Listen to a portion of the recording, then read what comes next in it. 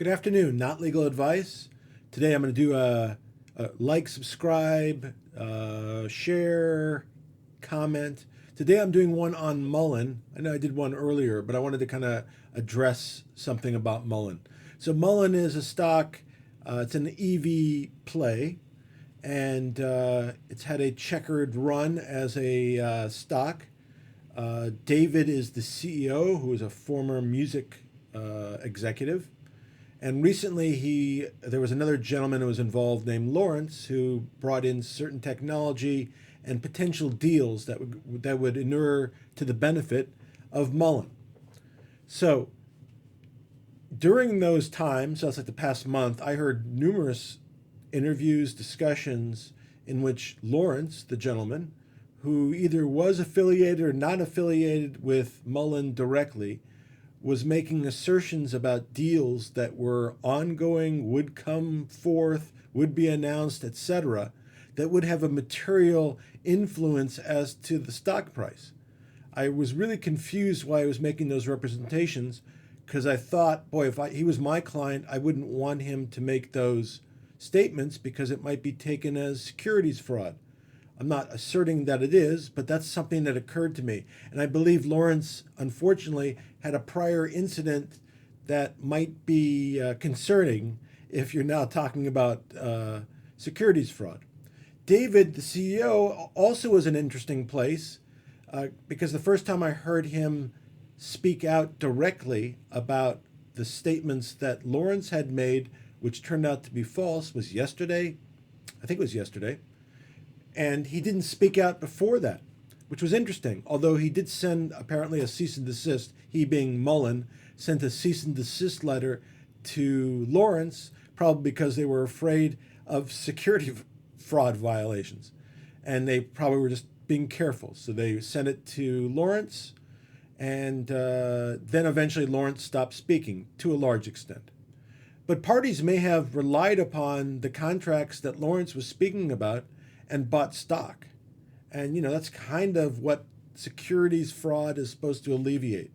The other part is, and the other conflict, at least the way I saw it, and again, company might be great, might make tons of money, so I'm not commenting on that. I'm just talking about this particular issue that I'm referring to today.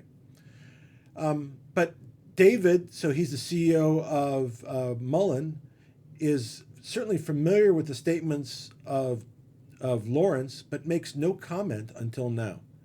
And it's known that Mullen is also diluting the stock and raising capital. So David would have an interest against questioning Lawrence earlier because that might have negatively influenced the stock price and might have decreased the amount of capital they could raise. And that's just my speculation. But I was just trying to figure out a reason why David didn't intervene earlier to shut down Lawrence if what he was stating was not truthful. And I think David suggested that maybe some of what was said was not 100% accurate. Okay, so that's one part of it. Part two is I heard a lot about the contract between Mullen and Lawrence.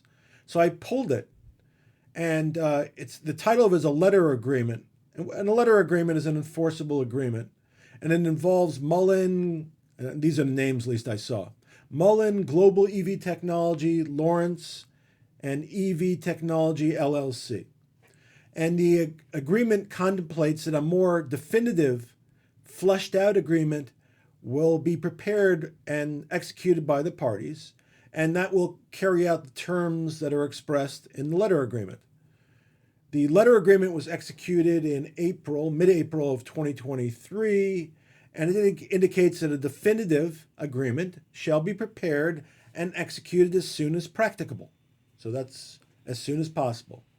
So to some extent, this is what in law school you'd be taught as it's somewhat an agreement to agree, but there seems to be sufficient terms to be able to enforce it, and I'll talk about it at the very end.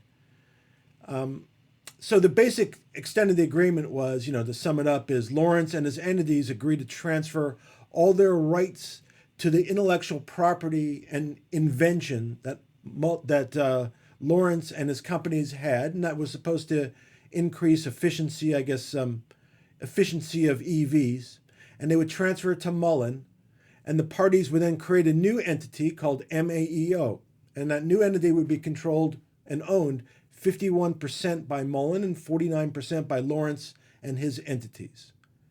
There was a carve-out in this letter agreement, and I'd heard about carve-outs for Saudi Arabia and other places, and the UAE. And I looked at the document, and the only carve-out I saw was for the UAE, not for Saudi Arabia. And it also seemed to suggest that the UAE couldn't go ahead and then produce the product and export them. At least that was suggested in the letter agreement. So we come down now to the central term, and what we've heard about is the payment of fees to Lawrence. So per this letter agreement, Lawrence would get paid $50,000 upon execution of the letter agreement. My understanding from listening to this stuff is that he was paid $50,000, so I presume he executed the letter agreement, and the document I have seems to have been executed. Next, he would get a payment of $5 million for executing the definitive agreement, which is that agreement that was going to be prepared. And also, so he had to sign the definitive agreement, and he had to sign all rights to the technology to Mullen. If that has not happened yet, that is why he's probably not been paid. If he did comply, then Mullen might be in breach. But if that was the case, I would expect Lawrence at some point in time to pursue relief against Mullen. Perhaps Lawrence lost confidence in David being able to perform, or that they didn't have the money free and available. Whatever the good faith intentions were, I don't find either of these gents to be particularly trustworthy, to be honest. Perhaps Lawrence had second thoughts about giving up control over the technology. Maybe he was very jazzed by the offer of $5 million and that he would be a rich man, perhaps. But maybe he thought later about that he was giving up control because he had 49%. What'll be interesting, though, is I think the letter agreement is enough to protect the technology. So to explain it, what I mean by that is, if Lawrence, and this is just my opinion, I don't have all the facts, I haven't spoken to any of these people, not legal advice, KNOT.